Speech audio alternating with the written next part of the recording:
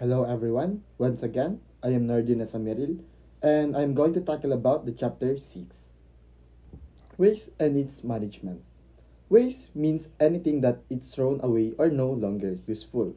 So, ang meaning na to is ito yung mga bagay na hindi na kailangan o ginagamit tulad ng mga basura, plastic o mga sirang gamit. And waste management is the proper way of collecting and separating and recycling and disposing of waste protect the environment. So, ito yung maayos na pamamahala or maayos na pag-segregate ng mga basura para hindi makasira sa ating kalikasan. Introduction. Pollution happens when people don't properly dispose of their waste. Because of this, managing solid waste has become very important to keep our surroundings clean and safe.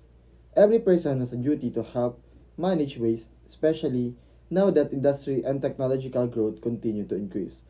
The amount of garbage we produce in the Philippines, cities like Pasig have programmed to proper waste collection and segregation to promote a cleaner and healthier environment for everyone.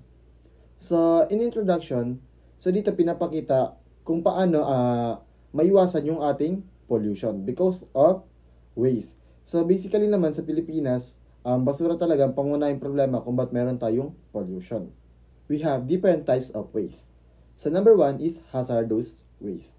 These are the dangerous chemicals or materials from factories, like batteries or hospital that can harm humans and the environment. So, ito yung mga basurang delikado at nakakalason. Gaya ng mga chemical, yung mga lumang baterya na pwede makasira sa ating kalusugan. The next, meron tayong industrial waste. This garbage from factories such as the metals, plastic, and chemicals that pollute the air, land, and water. So, ito naman yung mga galing sa pabrika at madalas nakakadumi ng ating hangin, tubig, nagdadailan ng masamang epekto sa ating kalikasan at sa ating mga tao. The next, meron tayong agricultural waste.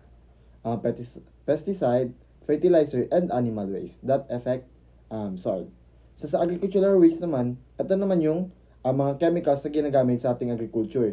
Yung mga fertilizer na minsan nagkukos ng pagkasira sa ating kalikasan. The next, biomedical waste. These are waste from hospital like used syringe, gloves, and medical tools that can spread disease. Ito naman yung mga basurang medical na galing sa hospital. So, dito, maaaring magkaroon tayo ng sakit dahil sa pag-spread ng mga disease gamit yung mga medical na iyon. We have different types of waste management method. So, first is yung reduce. Buy only what you need to lessen waste. So, ito yung bawas natin yung ating pagbili ng mga bagay-bagay na hindi naman kailangan para mabawasan ang mga basura.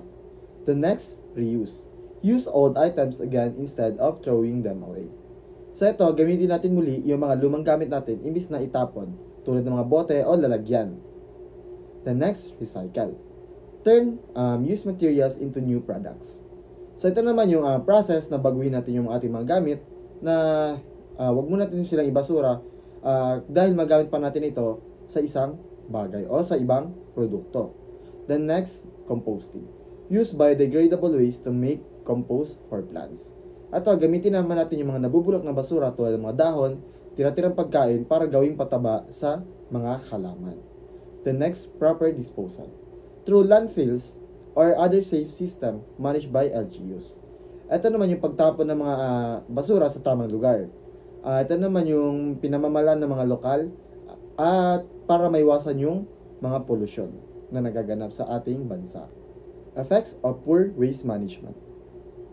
Causes air, water, and land pollution.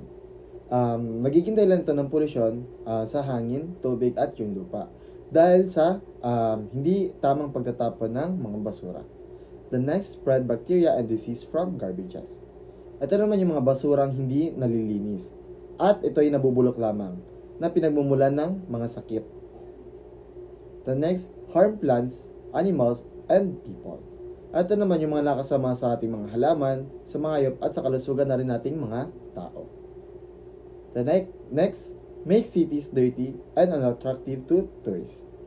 Ito naman yung nagiging marumi at mabawang ating paligid kaya nababawasan ang ating mga turista na bumibisita dito sa ating bansa.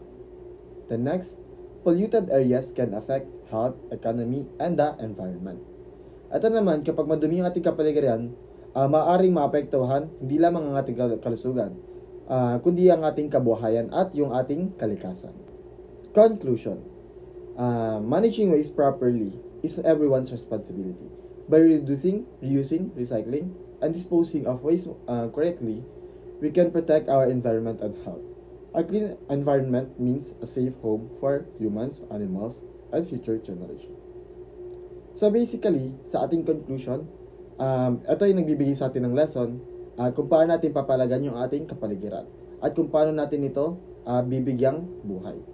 Like, for example, by practicing the reuse, reduce, recycle. So, maaari nating mabalance yung ating environment and mabawasan yung dumi sa ating kapaligiran.